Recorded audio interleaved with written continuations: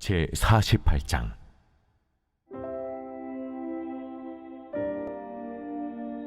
모든 지파의 이름은 이와 같으니라.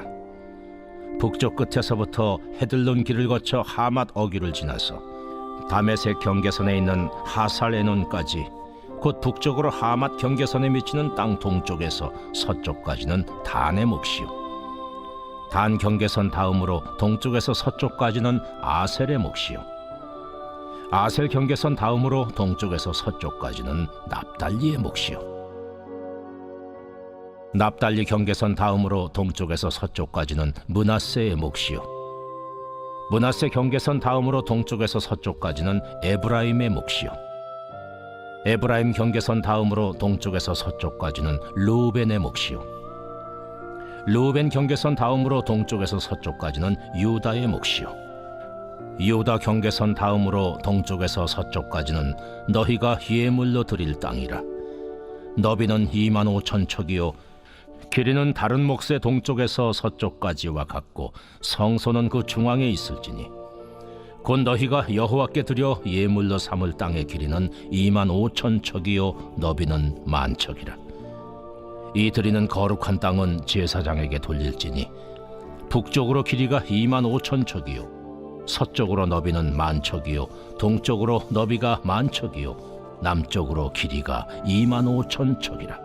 그 중앙에 여호와의 성소가 있게 하고 이 땅을 사독의 자손 중에서 거룩하게 구별한 제사장에게 돌릴지어다. 그들은 직분을 지키고 이스라엘 족속이 그릇될 때에 뇌 사람이 그릇된 것처럼 그릇되지 아니하였느니라. 땅의 예물 중에서 그들이 예물을 받을지니 레위인의 접경제에 관한 가장 거룩한 예물이니라.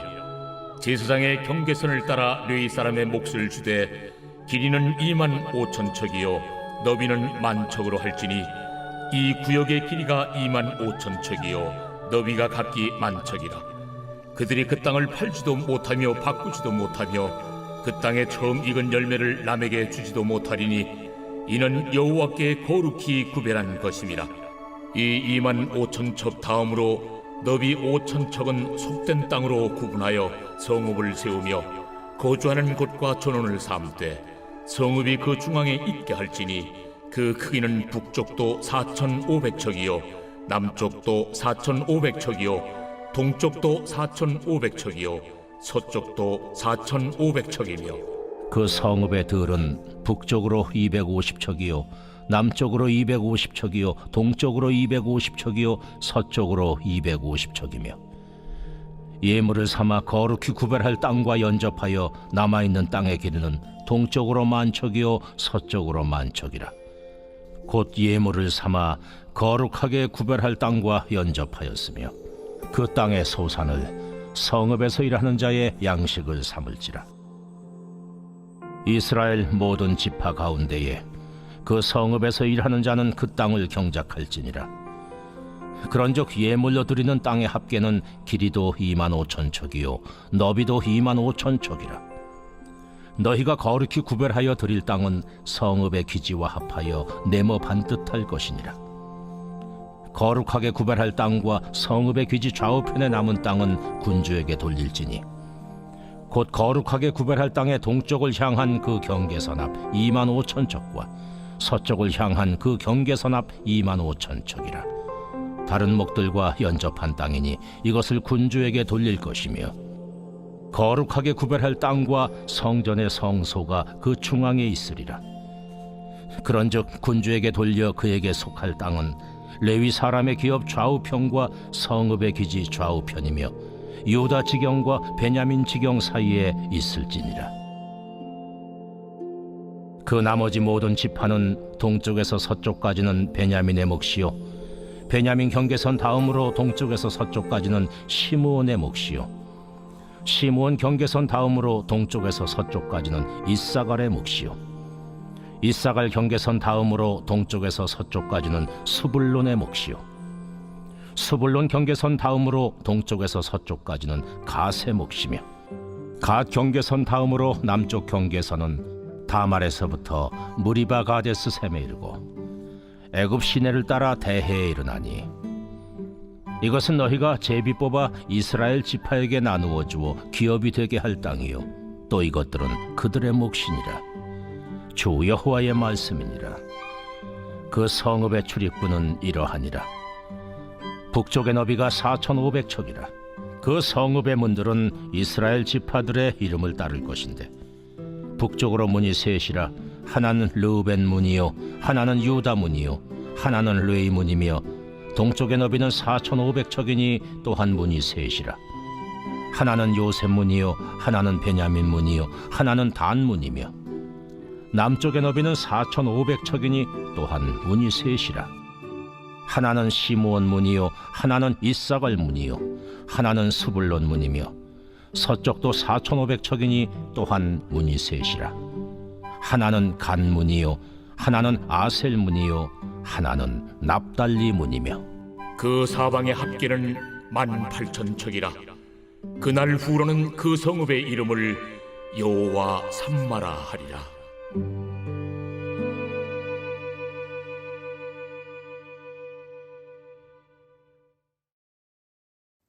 2022년 12월 30일 새벽 하나님의 말씀은 에스겔 마지막 48장 1절부터 35절입니다.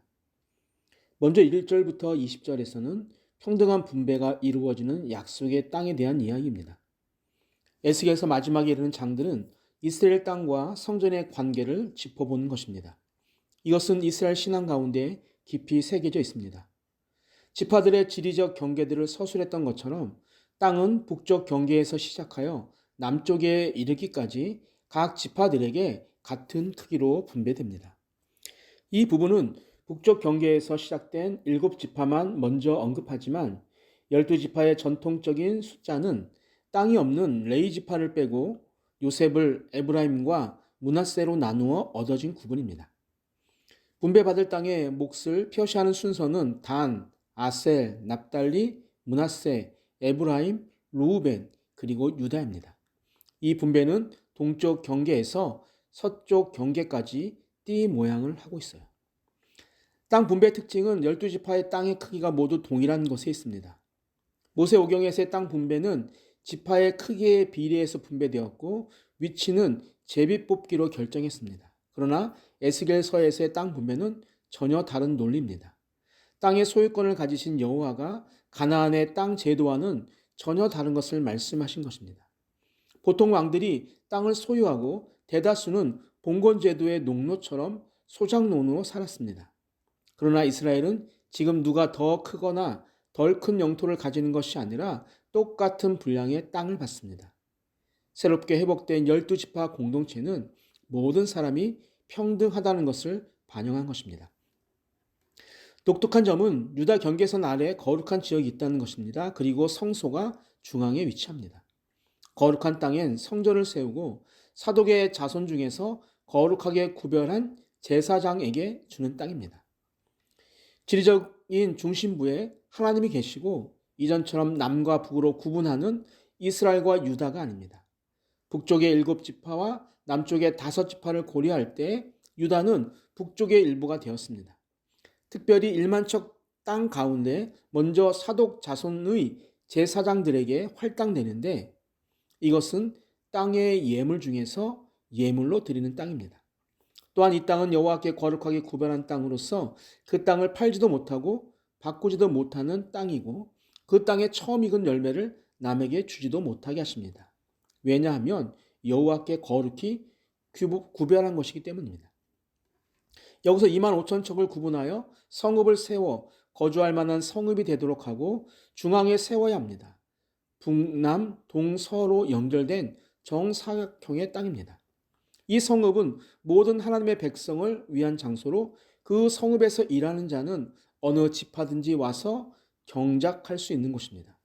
백성들이 경작하고 생산을 위한 노동이 일상화된 땅입니다. 낙원과 신화가 아니라 수고와 좌절에서 벗어나 평등하고 안전하고 신성한 기쁨을 누리는 곳입니다. 에스겔서에서 하나님 성읍의 상징성은 12지파의 평등을 추구하는 것이고 이것은 그리스도 안에서 모두 평등한 유업을 받아 누리는 삶을 뜻하는 것입니다. 이제 21절부터 35절에서는 영원한 도성을 기다리는 나그네에 대한 이야기입니다. 군주에게 속한 땅은 정방형의 거룩한 땅 양측면에 위치합니다. 군주의 땅 가운데는 거룩하게 구별한 땅과 성소가 있습니다. 제사장 구역 중앙에 성소가 있는 것이죠. 군주는 왕의 신분처럼 평범한 백성들보다 높은 지위에 있지만 그에게 속할 땅은 제사장과 레위 사람의 기업 좌우편과 성읍의 영토 좌우편에 유다 지경과 베냐민 지경 사이에 있습니다. 성전과 군주의 땅과 성읍이 조화롭게 묶여 있지만 성전에서 적절하게 격리되도록 했습니다. 땅 분배에서 미뤄졌던 지파들의 할당된 기업이 소개된 후에 에스겔의 마지막 환상 구절은 예루살렘 성읍의 출입문들에 대한 주의 깊은 관찰입니다. 이 문들은 정방형이고 한 방향에서 3개씩 12지파의 이름을 딴 12개의 문이 있습니다. 이번에는 레위 지파가 포함되었고 에브라임과 므낫세를 구분하지 않고 요셉 지파로 통합합니다. 레위 지파가 더 이상 제사장을 보좌하는 그룹이 아니라 12지파 중 하나로 취급되는 것이죠. 마치 성과 속을 하나로 묶으려는 것처럼 보입니다. 요한 사도 역시 거룩한 도성을 묘사하는데 계시록 21장 12절을 보면 크고 높은 성곽이 있고 12문이 있는데 그들 위에 이름을 썼으니 이스라엘 자손 12지파의 이름들이라 라고 말합니다. 이 성읍의 새로운 이름은 여호와 삼마입니다. 뜻은 여호와께서 거기에 계신다라는 말이죠. 이것은 성전 전체를 반영하는 의미입니다. 에스겔은 여호와의 영광이 가득한 성전을 보았습니다. 그 때문에 에스겔은 죄 때문에 멸망당해야 했던 예루살렘을 사용하지 않고 거룩한 성읍을 여호와 삼마라고 부릅니다. 이곳은 이스라엘의 회복된 12지파가 머무는 곳입니다. 하나님은 자기 백성이 머무는 곳이면 어디나 계신다는 것을 뜻합니다. 요한 사도는 거룩한 도성에서 하나님 보좌로부터 흘러나오는 큰 소리를 듣게 되죠. 계시록 21장 3절과 4절을 보면 하나님의 장막이 사람들과 함께 있음에 하나님이 그들과 함께 계시리니 그들은 하나님의 백성이 되고 하나님은 친히 그들과 함께 계셔서 모든 눈물을 그 눈에서 닦아주시니 처음 것들이 다 지나갔습니다. 아멘. 성도들은 에스겔 예언자처럼 약속의 땅을 바라보아야 합니다. 우리는 새 언약의 성전이신 예수께 붙들려 살면서 우리의 기초석이 있는 미래의 도성을 기대해야 합니다. 하나님이 함께 하시며 우리의 눈물을 닦아주실 날을 기다리며 그것을 소망합니다. 그렇게 우리는 본향을 향하여 걸어가야 합니다. 우리가 이 땅에서 성령님의 은혜로 역동적으로 살지만 잠시 체류하는 곳이라는, 즉 나그네로 산다는 사실을 잊어서는 안 됩니다. 우리가 고대하는 영원한 도성은 에스겔의 입을 통해 전해진 여호와 삼마에 꼭 맞게 어울릴 것입니다. 그 완성되는 때를 기대하며 살아가는 산돌의 모든 식구들이 되시기를 주님의 이름으로 축복합니다. 이제 다가오는 2023년부터는 아침밤 묵상집으로 함께 하려고 합니다. 스스로 말씀을 묵상하는 것이 쉽지 않습니다. 목회자들도 매일 말씀을 묵상하지 못할 때도 있기 때문이에요. 그래서 모두에게 낯설고 어려운 시간일 수 있습니다. 그러나 우리는 그 길을 걸어가야 합니다. 그런 시간들이 쌓일 때 우리는 영원한 도성까지 걸어갈 힘을 얻을 수 있기 때문이에요. 매일같이 못해도 괜찮습니다. 그러나 포기하지 않고 매일 하려고 노력을 하시면 어느 날 근육이 생겨서 매일 말씀을 묵상하는 나를 발견하게 될 것입니다. 아이가 처음부터 걷지 못합니다. 어느 날 어머니의 손을 놓고 걸을 수 있는 것은 수천 번 쓰러지는 훈련을 통해서입니다. 말씀 묵상도 그것과 마찬가지라고 생각합니다. 2023년 여러분들과 말씀 묵상하는 출발점으로 함께 걸을 수 있어서 행복합니다. 그 행복의 굴레에 많은 분들이 함께 하게 되기를 축복합니다.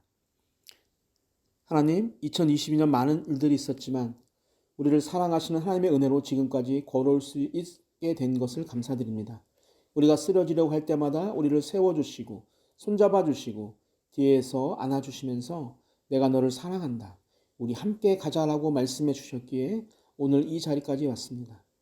우리에게 새롭게 주어진 2023년 한 해도 많은 어려움들이 우리 앞에 찾아오겠지만 여전히 나를 사랑하시는 하나님의 은혜로 힘차게 헤쳐나가게 될 것을 믿습니다.